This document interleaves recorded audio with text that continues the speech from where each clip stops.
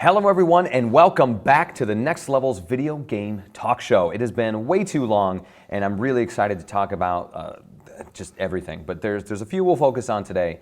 Some really big ones, I think, coming out of Nintendo and the Pokemon Company with Pokemon Sword and Shield, and of course EA and Respawn's Star Wars Jedi Fallen Order. And I brought a couple people, as always, to help me out with that. So to my right here we have Chastyn Rook. Hello everybody. And of course Eric Taylor joining in. Hello. And thank you both for being here. Yeah, anytime. Yeah, so let's start with Pokemon.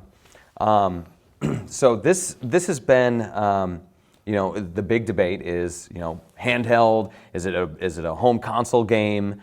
I think you're pretty ecstatic about whatever it could be. I mean, if you have a regular Switch or the Switch Lite, it works perfectly fine. Me personally, after like 20 some odd years, I've wanted to play a mainstay Pokemon game on the TV. Yeah. And that's exactly what I did when I got home. Got home from picking up my pre-order, put it in there, and just spent 30 or more hours just sitting there like at the awe and beauty of the game. So And I like the look. We were talking before with Pokemon Let's Go. It has this really sharp look to kind of like the classic look and the new age look of like Sun and Moon. And it kind of seems to evolve a little bit even more with Pokemon Sword and Pokemon Shield. yeah, like I tell people, actually they use the basis of Pokemon Let's Go as kind of just like, hey, this is what a mainstay Pokemon game would be on this new console, and it blends perfectly together. Like you can see everything that they have. The sprites look amazing. The distance is just beautiful. There's like a city there where it's basically a lot of like castle-esque structure, and it's so beautiful, man. See, and I've always liked the look and the charm of just how everything looks and feels. So I gotta ask this question. We have cute Fire Bunny, adorable little tadpole guy. I know they have names. I'm just being silly, and I can't actually remember the other one. What was it? And then what's the starter? Who'd you start with? I actually picked Sambo, who was the water starter, so I went with the little water gecko. Who's the other one? It's the bunny? Grookey. It's right, Grookey, who's the grass one, and then Score Bunny's the bunny, so that's the fire one. Score Bunny's my boy. It's fire Pokemon all day. I would choose that one too. Yeah. I was going to choose that one, but I was like, you know what? I always usually choose a fire starter, and I'm like, I'm gonna go with this one. I'm gonna go with Sambo. Did you see the evolutions? I did. I kind of saw the leaks early and was like, I think I'm gonna pick that one. Yeah. So like I always, I think it was what was the Firefox one? There was like a little Firefox. There was Fennekin, who was the one from X and Y. The most adorable little Firefox ever. And then it turns into this weird-looking thing later with a stick up its butt. The way that one was for X and Y. It was like medieval ninja, and then like kind of a wizard witch. Oh, I didn't even think about that. Yeah, I went with Froakie on that one. So I was like, I have to have the ninja frog. You gotta have Ninja Frog. Yeah. When I found out that Froakie turned into a ninja, I was pretty upset with my choice. Yeah, I was like, well, gotta do that one. So let's talk about a lot of the big stuff that's in this new Pokemon. They've been making some pretty cool changes, and I think the first one is this area called the Wild Area. It's kind of like this open world situation going on. Yeah, so basically what the Wild Area is, it's a huge area and kind of in the middle of the map. It connects a lot of it, and you basically can encounter like several different Pokemon, from fire, ice, grass, and all that, and you actually see a lot of them in the overworld, kind of walking around. Yeah. But if you like actually go into the grass and ruffle around, you'll actually get random encounters, so you have no clue what type of Pokemon you're getting. See, that's cool, because I didn't even know there was random encounters in the game. Yep. So I thought it was all just running into them in the open. Yeah, that's what a lot of people kind of thought, but it actually took a lot of the inspiration from Pokemon Let's Go for that, because that's actually where they did a lot of that, but you still caught a lot of the random encounters. I love the game, so I've, like I said, spent more than 30 hours into it. So. Yeah, and that's a little bit longer than your standard one, if I understand. I would say maybe if you're just kind of going straight shot, I know a lot of people with this are probably taking a lot of time. I've just enjoyed the game. So. Nice. So the other big thing is Dynamax. Is that where they grow big and crazy? Yep. So what the Dynamax is actually in the wild areas, there'll be like these little dens that will glow red of like a beam coming through. And you and about 3 other people, including you, will actually be able to fight like giant versions of Pokemon and like this weird unknown area. And your Pokemon can actually grow or you can have someone else's do it, and it's. And these are the raids, the Dynamax Yep, raids. they're basically like raids and everything, and you can fight anywhere from like the first evolutions, mid-evolutions, to basically the final evolution. And some of them actually have what's known as Gigamax forms, where they completely change. So it's really cool. So when they completely change, what does that mean? Like if I've got the best Charizard, because he's the best Pokemon, what would change about Charizard? So basically Charizard, he would grow bigger. He'd actually get a weird like symbol on his belly, but then he'd have like flames coming from his mouth along with like flame wings. Okay. And the attacks actually have max in front of them. So like the water attack is actually known as Max Geyser, and it's just like this huge like mega hydro pump that comes out and just like will flood the whole arena. So they get like all these new moves on top of the evolutions. Yep, so they won't really get new moves. It will just be like the mega form of that move for that thing. And it's, like I said, it's called like max whatever for whatever element is. And it's, like I said, it's just an amazing way that they did the game. That's awesome. So this factors into the gyms too, right? So the gym leaders will typically pull out this. It factors into the gym. So like the gym leader, after you actually finish the gym challenges is what they're called this time around. The gym leader, actually their ace Pokemon is the one that they'll have for the Dynamax forms. Okay. So, and you can do it right off the bat or you can wait. It's all up to you. It usually lasts about 3 turns from what I've seen. And you just blow everything away.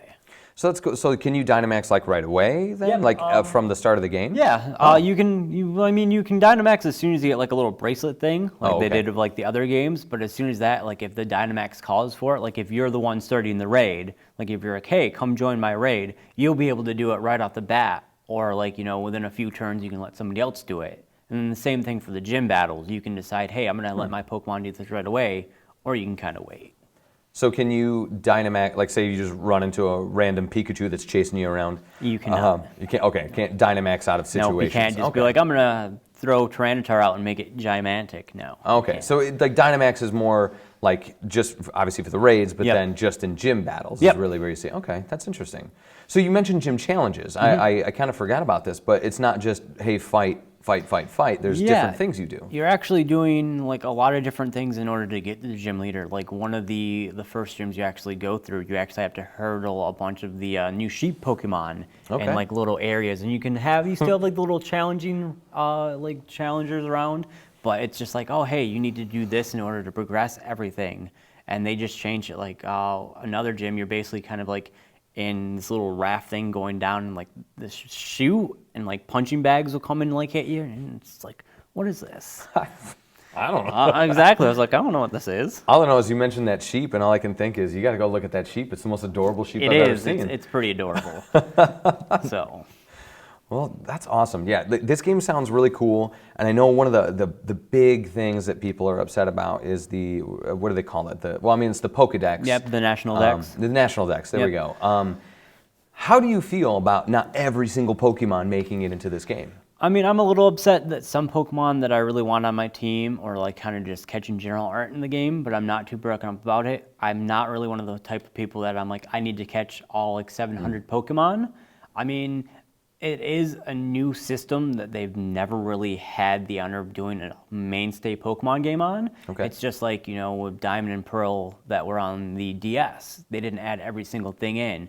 And I also got to think about it that, that's over 700 animations that they have to do, 700 sprites that they have to make. They're trying to get this game out as soon as they possibly can so people can play it. Yeah, and I know one of the big controversies too, apparently I think there's all sorts of conspiracy theories against Pokemon, but I read a lot about these people that say like, well, they're just reusing assets and animations and all that kind of stuff from Let's Go to do this. They should have brought everything. And do you feel like you can kind of see it, but at the same time, they're going to, Pokemon Let's Go and this are the first 2 Pokemon games that have been on the Switch. So of course they're going to have to sit there and reuse some assets. That's what I was like saying and telling people is, they can't just pull the sprites from another generation, like the 3DS, and put it onto this, because that would take more time. It's like, and that's what people thought. They brought it from Sun and Moon. They thought they were bringing it over that. It's like, no, they're going to bring some of the stuff in, maybe some of the stuff from like Pokemon Go, but it's, people wanted this game, And it's like, if they would have done that, we probably wouldn't have seen the game until maybe holiday of next year. Right. So. Yeah, and I don't know, like, for me, how I think about it is, I always thought it would be cool in all the Pokemon games. Like, if I went to a different region, like, for example, this whole Galar region, the new one, is based on, like, Europe. Yeah. Basically. So, like, if I go to Europe, I'm not going to find all the same types of birds that are in my front yard here in Michigan. You know, like, I thought it would be cool that if they went to these new regions, that there are just new Pokemon. They're just, I want to see the new ones anyway. And yeah, of course, I love seeing some mainstays, like Charizard, of course. But I think, I always thought it was cool to be like, hey, if this is a new place, let it just be like, hey, here's a new set. Instead of here's 800 or 1,000 Pokemon, here's just another clean set of 100 or something, you know, and just focus in on those. I think that would be really cool. Yeah, and that's something that I really kind of want too, is just, you know, hey, here's like 150 new Pokemon that we're only doing for this region. Yeah. But at the same time, with the I Choose You Pokemon movie, they actually blended all of the regions together. Oh. So like Pokemon from the Unova region could have been in Kanto could have been there. Just this big thing. So basically it kind of makes the world more living instead of you just having to go to one area and finding a lot more of the same. Okay. I didn't even think about how they'd probably pull some ideas from like the new anime and stuff they put out to kind of mix in. That's cool. Man, I'm trying to think what else is there going on in the Pokemon world. I feel like I've been out of it for so long. Do you think this is a good jumping in point? Or? I definitely say it is. I mean, if you haven't gotten the game already, you're missing out. It's got to be my game of the year so far. Really? Yeah, the way that they did everything, I think is just amazing. And I mean, I got Sword, so Sword Doggo's the best right now. But I almost got the Shield one if I'm going to pick it up just because I know everyone's going to go Sword because that dog is cooler. I am going to probably go Shield because my buddy in Wisconsin is getting Sword. Oh, okay, definitely. And I figured, hey, I can trade Pokemon with him. right on. Plus, I want my giant Meowth. Right, yeah, Is that how you get him? You have to trade for him or something? I don't know. he's actually a mystery gift right now. If you get the game before, I think, like, sometime next year. I think before, like, January. Oh, he's going to go buy it tomorrow, folks. He's gotta got to go right now. So, when is the show over? So we're going to have to cancel Star Wars. Got to get this giant Meowth. No, I mean, thanks for telling me about that. I mean, I've looked at this Pokemon for a little bit thinking I'll probably have to pick it up next month going into the holiday season while I'm, you know, probably buying myself more stuff than I am my kids for Christmas. But it sounds awesome, and yeah, I think I'm going to have to pick this one up. I mean, as a Nintendo guy, I pretty much have to have it. Right, that's one of the only reasons I kind of play Nintendo is for Pokemon. I mean, they put out great games. They put out awesome stuff. I mean, not only Pokemon was amazing, they did Link's Awakening, which was beautiful. Yeah. I love the soundtrack from that. So many different things. We got to get someone on to talk about that adorable game. Oh, jeez. Yeah, hey, so speaking of Star Wars, you want to talk about Zelda instead, or not? No, we promised Star Wars, so we'll deliver on Star Wars. No, and I think this game is super good, so let's talk about Star Wars. I think Jedi Fallen Order is up there for me for one of the best games of the year. How are you feeling? You've played more than I have. I am loving this game. Originally, when I saw the gameplay at E3, I believe it was, I was taken away by the graphics, and I was like, oh, this could look cool. And I won't lie, I was like, I'm definitely going to pick this up. I'm not going to pick it up right away, but I'll pick it up. Yeah. And the thing that sold it to me was Cameron, I believe his name is, the main actor in the game who plays Cal Kestis. Oh, that kid is good. I mean, I only know him from Gotham, but he's really well, good. He's also in Vampire Academy. He's also in Shameless, I believe. Okay. And he's just a phenomenal actor. But his main performance was Jeremiah, and good. I can't remember the other. It's two J's, but because he like plays his twin brother or something. Yeah, and him is, well, he's not officially Joker, is just perfect. Yeah, it's really good. And so when I saw that was him, I was like, okay, day one, I don't care. See, and I was kind of in the same boat. I looked at it and said, okay, this might be all right. It has some elements of this. I think it's cool. It's coming from Respawn Entertainment, which I think is a great company. And then I was like, oh, I'll pick it up later. And I had a free night that I just was like, I just need to sit down and play something. And I rented that game. I was like, I need to go buy this like right now. So yeah, yeah, talk about the story. This seems really cool. Well, basically, this takes place after Revenge of the Sith. I believe it's 5 years after. I think so. Yeah, 5 years after the Jedi have been supposedly all wiped out. Yeah, the whole Order 66 and all that. And the Empire has taken over, and you're Cal Kestis. You're a scavenger, ripping apart these old ships for salvage, so you can make money, and the Empire can use it to make more ships, likely. And your buddy basically is helping you out, and he doesn't know that you have been hiding the secret that you were Padawan. Padawan. Yeah. I couldn't figure that word for a second. But basically, and your master died protecting you pretty much. And so at the very beginning of the game, you're not showing much powers or anything, but then your buddy almost, while they're tearing apart the ship, falls into a Sarlacc pit, and you use the Force to save him. Yeah. Which catches notice, and in comes the Empire hunting you down, and the second sister. So cool. And that first fight with second sister is It's awesome. so tough. It is. It's pretty sweet. Yeah, and I just like that you can kind of feel the tenseness in those moments right in the beginning. Like, yeah, it's a little bit of gameplay, and you're jumping around, you're climbing on stuff or whatever. But just like when they're lined up, and you've got the Inquisitor showing up, you're like, oh man, I'm not sitting well with this. I think the odds are a little stacked against you. Yeah. My stomach actually kind of turned when I saw that. I was like, oh man. Yeah. It's like, oh, I'm fighting her right now. I barely know how to use my lightsaber. Yeah. I just paused my game and Just figure it Cal out. Kestis lost. Game over. But no, you are rescued. I can't remember her name. I can't remember her name either, but she does a great job. She is actually the actress from Wolfenstein 2. That, Oh, really? I can't remember her name in that, but she is the same actress in that you joins your rebellion against the Nazis. It's like the animation they have on the faces and everything for her. Just they're very expressive, and Yeah. I think it really comes through for her. And well, I think they're expressive for everybody, even the alien pilots. Yeah. And then we can't forget about BD. Yeah. He's the best. He is the He's best. the cutest droid in the world. I think he gives BB-1 a run for his money. I would say so. I mean, well, he just has so much Or more. BB-8. Yeah, Yeah, BB-8. okay. Sorry. This one's got a 1. There's a lot of B's. Yeah, man. Well, C-3PO. I mean, there's so many numbers and so many letters. I mean, it gets a little confusing. But no, BD, I think it's because he's able to move around. He has a little bit more It's got functionality. personality. Yes, Yeah. exactly.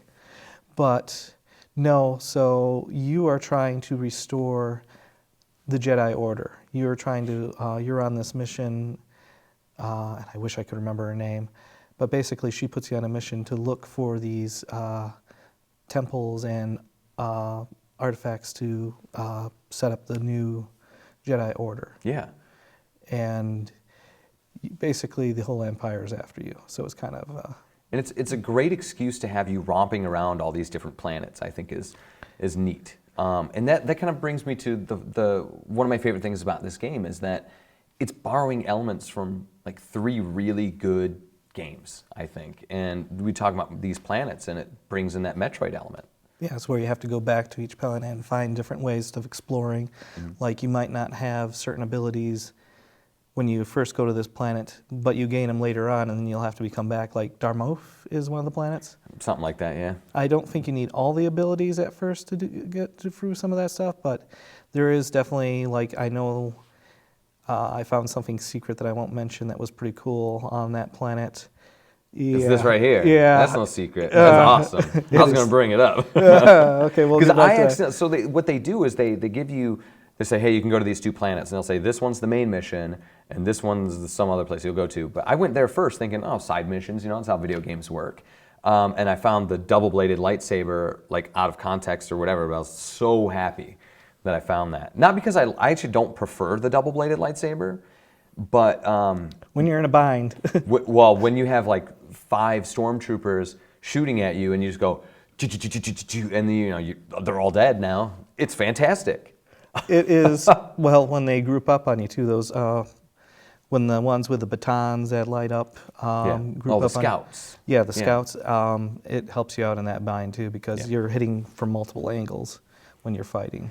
And going back to the whole Metroid thing, I think they did a really good job of kind of showing you, or giving a good reason, I should say, of why you don't have all these abilities. Like, how come I can't force push this guy, but I can force grab my friend from the sky or whatever? Or like, why can't I super jump or something? And he talks about how, because he was in training, that is like his connection to the Force is really unstable, or like it's very loose or something like that. So I think it's clever. I think it works. And I mean, you kind of see it in, Rey in the other Star Wars. I mean, she's learning her Force as she goes. I mean, sometimes you forget stuff. Yeah. And so, no, I really like how each planet also has its own individual creatures and environments. Yeah. I mean, there's the ice planet, there's the wilderness planet with all the Wookiees. And I can't remember his name, Forrest Whitaker's character. I don't know, it's Forrest Whitaker. But I loved his appearance, and I think originally when I saw Rogue One? Rogue One. Because I was going to say, I think that's where he's from, right? Yeah, Yep, Rogue okay. One. I really didn't see why he was there, but when I see him in Jedi Fallen Order, I'm like, this is kind of cool. I mean, he's a really cool character in that movie, where he was kind of made this big deal in Rogue One, and he only has this tiny little spot. Yeah, and this game is canonical to the Star Wars story, right? Yes. So that's cool. It's I believe before Rogue One, but yeah, and because Rogue One like goes right into Episode 4. Yep. So yeah. And so, yeah, seeing characters like that really brings out the story. Yeah. I feel. So the other kind of elements I think this game takes from it, a lot of people say Uncharted. I think of it more like Tomb Raider, because it does, like, you go into these temples and there's a lot of environmental puzzle solving and a lot of that kind of platforming.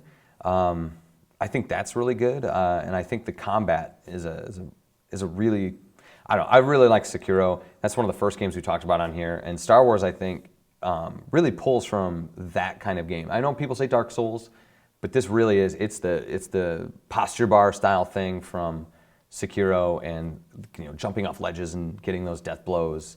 I think the elements really come together. And I feel like it kind of borrows a little teeny tiny bit from Shadow of Colossus, because you climb in that AT-AT. Oh yeah. Yeah, I love that. That was the part in the game, in the trailer, when I saw that, I'm like, man, I really do want to get this game. Because taking over an AT-AT, and then blasting away at the stormtroopers while you're trying to save the Wookiees is pretty cool. That's awesome. I can't wait to. I know that part's in the game. Obviously, we've seen it in trailers and everything, but I can't wait to get to that. I'm so pumped. Oh, you just wait. It's better than you think. Yeah, and I think it's cool because, going back to the combat a little bit, there's the skill tree. So you're learning different abilities, like doing triangle to get those heavy attacks, or having like a dash-in attack or a flip-over attack. How robust does that get? I've only obviously seen a little bit. There's actually, you'll get a dash attack, and you can improve upon that. You, of course, improve on your health abilities. You'll get, I believe, more of a pushback with the Force, where you can push back more enemies. Or I assume you can also drag them in. There's a dragon ability that you get later on. There is a lot of abilities. I think it even expands further than I think it. Like what you've seen so far. What far. I've seen so far. See, if I can force pull someone, I would love to be able to do what Ventress could do in Clone Wars, where she sucks that clone trooper through her blade and then kisses him on the cheek. So I love that scene. I think it's like one of the best scenes in Star Wars. It's so good. Yeah. And I think they cut that, didn't they? And that's not even like in the series anymore. I actually think so. I don't even think it's really in. Put it back in. Disney. It's kind of like who shot first, Han Solo or... No, there's only one person who shot in that scene, Eric. I know. Greedo never shot at all. I know. There's no shooting first. Han Solo just shot a man. That's it. Gosh, they changed that scene again. Did you see that? I did not. Changed it again. I did not see that. Well, all it is like Greedo shouts some silly thing, so... They need to release the original trilogy untouched by Lucas and Disney. Well, just give me the one that has like not the big blob underneath the snow speeder, the land speeder, and then we're good. Then we can just be like that, like the old VHS tapes. And don't forget about the original actor for Darth Vader at the end scene instead of Hayden Christensen. Oh, yeah. Oh, I forgot about that. Man, poor Hayden Christensen, right? Because, I mean, Clone Wars Anakin Skywalker is super good. Was He's one of the awesome. best. So. Ugh, way to go. Anyway, this Star Wars, though, this is probably one of the best Star Wars games I've ever played.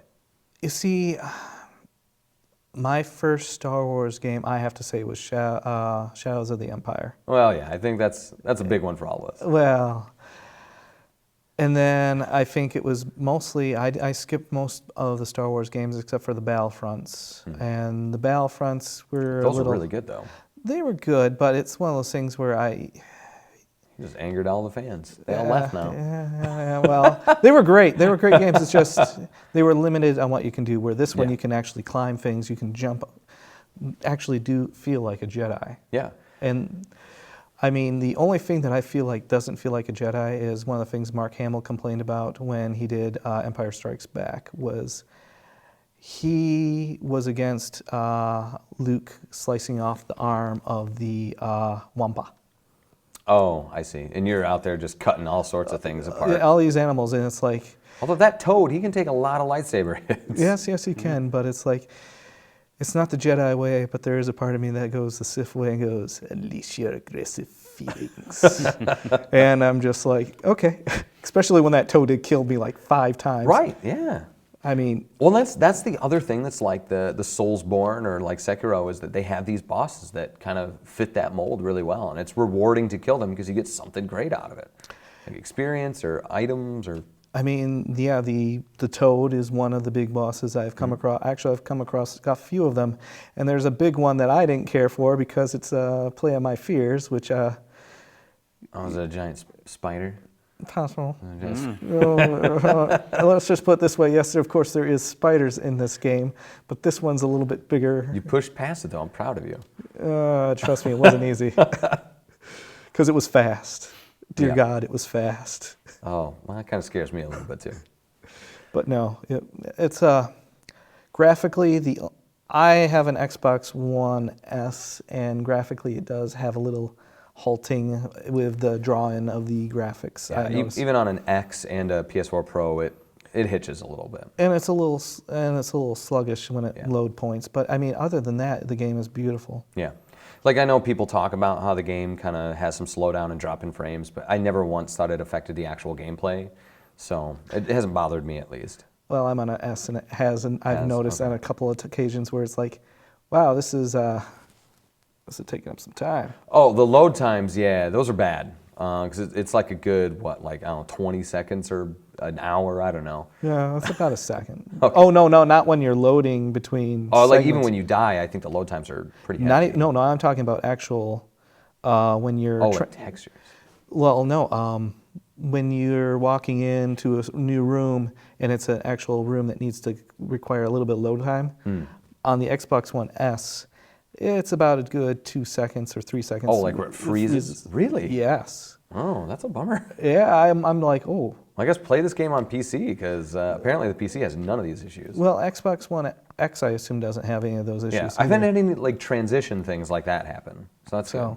But yeah, on S, I've experienced it a couple of times. Not major, but a couple. So I gotta ask, Yes. I'll ask both of you, how much time did you spend customizing your lightsabers? A lot.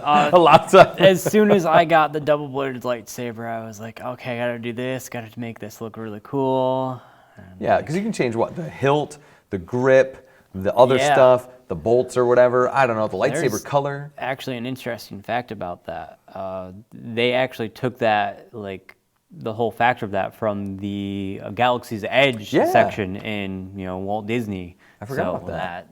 I was like, that's just so cool. Yeah, I remember one of the reviews was saying I built the lightsaber I built at Galaxy's Edge. Right. Yeah, there you have so many things. Like right now my blades are orange and my lightsaber is actually like a purple of kind of like bronze, orange, gold in the middle. That's pretty cool. This is the lightsaber I'm gonna use. Eric? I refuse to comment on how long it took me to customize my lightsaber. Let me just ask you this then. What color is your lightsaber? I pre-ordered, so I got orange. Ooh, nice. Well, how many colors can you get? Do you know? Because I only know you get blue and green right out the gate. There's a few. Okay.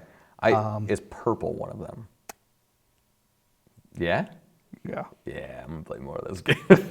I kind of want to get a yellow one because of KOTOR. Like, I got the yellow for being a guardian. Right. So I'm kind of attached to having a yellow lightsaber. But I think it would be a really cool Easter egg. They're like, hey, yeah, here's the dark saber, guys, but it doesn't have the same effect like it did in the Force Unleashed games. Right. I'm like, I don't care, I just want to run around with a black lightsaber. Yeah, That's all I want, just absent of light. Cool. I don't think there's a red one, though. That makes sense. I think people were upset about it, but I'm like, you're not a Sith. Yes. So you wouldn't. I don't know. I didn't beat the game. So. I wish. No. I'm gonna say one last thing about Star Wars because I think it's really cool. We talked about the second sister. Yeah. How cool are Inquisitors? Yeah. They're super awesome. So cool to the point that I spent a few extra dollars on the Carbonite version of her figurine. That's and it's awesome. still mint in box. Because like the Inquisitors, I first learned them because Star Wars Rebels. Yep. And they all have that like circle thing for their lightsabers.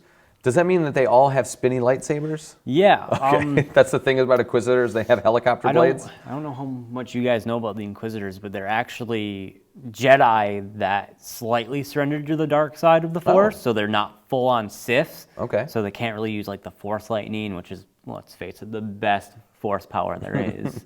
I mean, for a Sith. Yeah. Jeez. And they actually were trained by Darth Vader. Okay. But Palpatine and Vader actually keep them in the dark about a lot of things. So That's cool. yeah.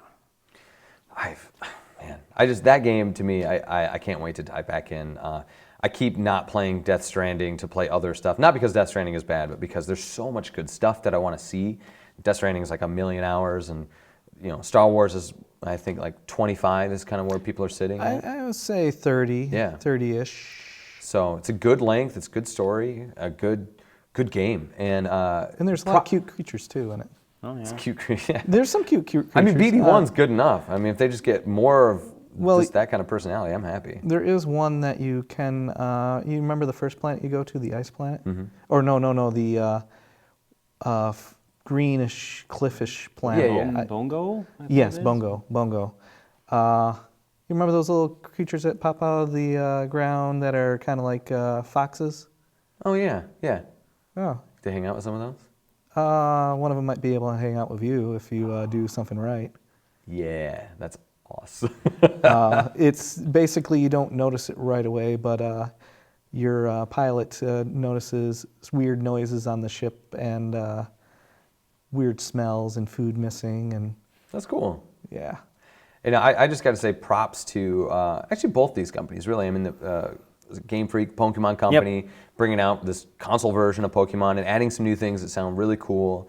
Respawn Entertainment for stepping out of the shooter mold that they're really known for with Titanfall and Apex and even, of course, Call of Duty, starting back with the Modern Warfare stuff, and making this adventurous third-person action game out of a franchise that usually kind of gets half-baked, and they nailed it. So, I mean, props to both companies, really, for doing some awesome stuff. So thank you, two, for coming and telling me about these, because I think it's two of the best ones this year, for sure. Yeah. Thank you. Thank you. And thanks, everyone, for watching this. I'm so happy to be able to put out some more content for everyone, and I can't wait to do more. We're going to have some Death Stranding, talk about some Control, and much, much more to come. Of course, if you want to hear more about just life in general, and of course more video games, you can listen every Monday. We do a podcast called The Next Level, a video game podcast, on iTunes, Google Play, Spotify, all that different stuff. And yeah, be grateful for everyone just checking it out. So thanks everyone for tuning in, and we'll see you on The Next Level.